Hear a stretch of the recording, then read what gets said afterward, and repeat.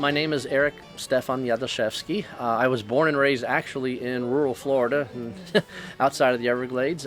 Despite that, my family is from Poland. The area that we concentrate in is late 16th through late 17th century Polish-Lithuanian commonwealth, which was a big conglomerate. It was a big kingdom that ruled over a good deal of Central and Eastern Europe, from the Baltic Sea to the Black Sea, and encompassed many different types of peoples, primarily Poles, Lithuanians, Ukrainians, Belarusians, and Russians in the western part of their country, as well as other Baltic people like the Latvians, Estonians, and then German Prussian minorities. There were a lot of Jewish people in the country, a lot of Armenians, and even Tatars from Mongolia had been settled in parts of Poland as well. The interesting thing about the Polish-Lithuanian Commonwealth throughout their history is they were the only country in Europe that had freedom of religion.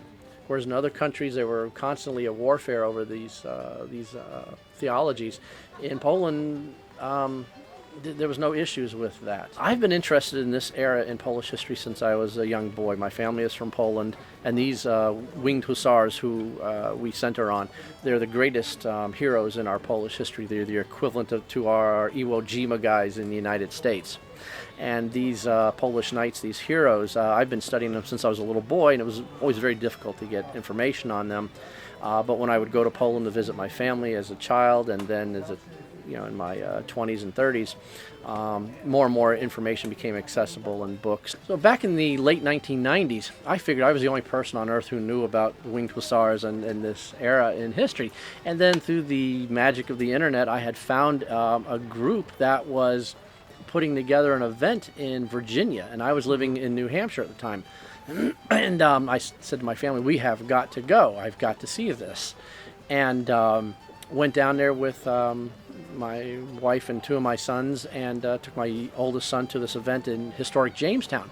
Showed up at the event, and there's all the period tents and the armor and the weaponry, all the stuff I've dreamed about seeing all my life, and jumped right into this group. They outfitted me with loaner clothing. They put the armor on me. After 4 or 5 hours, they kept asking, do you want to take it off? I said, no, I'll keep it on. And just had the time of my life. This was like the Disney world of winged hussar reenacting. So by the end of the day, I said to this group of guys, it was about 8 or 10 guys, I said, you guys, this is awesome. We've got to do this all the time. How long have you guys been doing this? And they said, oh, this is our first event. We have the same background. We're all Polish Americans who didn't know that anybody else was doing this, and it was the first time they'd come together. And so immediately I said, well, we've got to form a group up in New England. I can't drive to Virginia all the time. We managed to put together a really nice group in the New England area called the Netsky division, or the Chorągiew Czarnieckiego, which is the banner of this hetman or general named Netsky. Many of the members in the groups are Polish Americans or Ukrainian Americans, Belarusian Americans, Lithuanian Americans, and so we all started out as children, eating the food or going to church, and grandparents and things of that nature. So we got a good taste for our culture in that respect. And then as we started delving into the history and finding out that, again, about this and very colorful empire, very powerful kingdom years ago. This is what sparks a lot of our interest.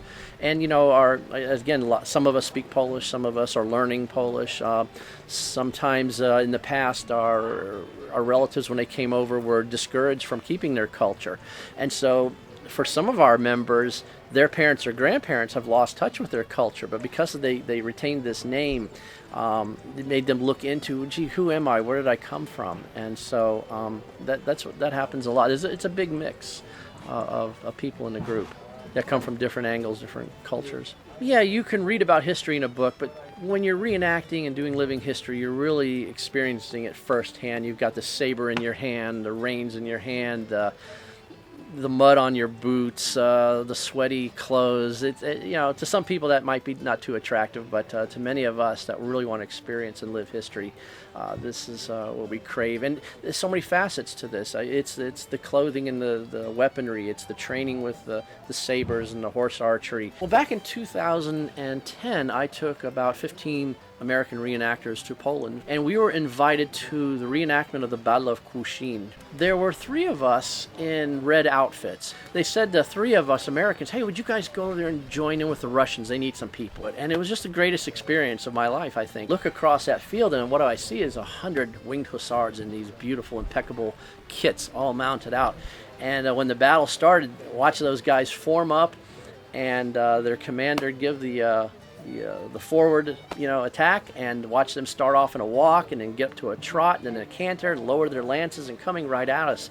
The ground was shaking just from 100 mounted hussars. And so we're imagining what it must have been like, the terror that these Russians faced watching 3,000 of these brave hussars charge at them on horseback with these 20-foot-long lances. So that was a great experience getting to see that from that perspective. And if we hadn't been asked that, we would have just been on the sidelines manning a cannon or something like that. So it was just that was one of those lifetime experiences you'll never forget.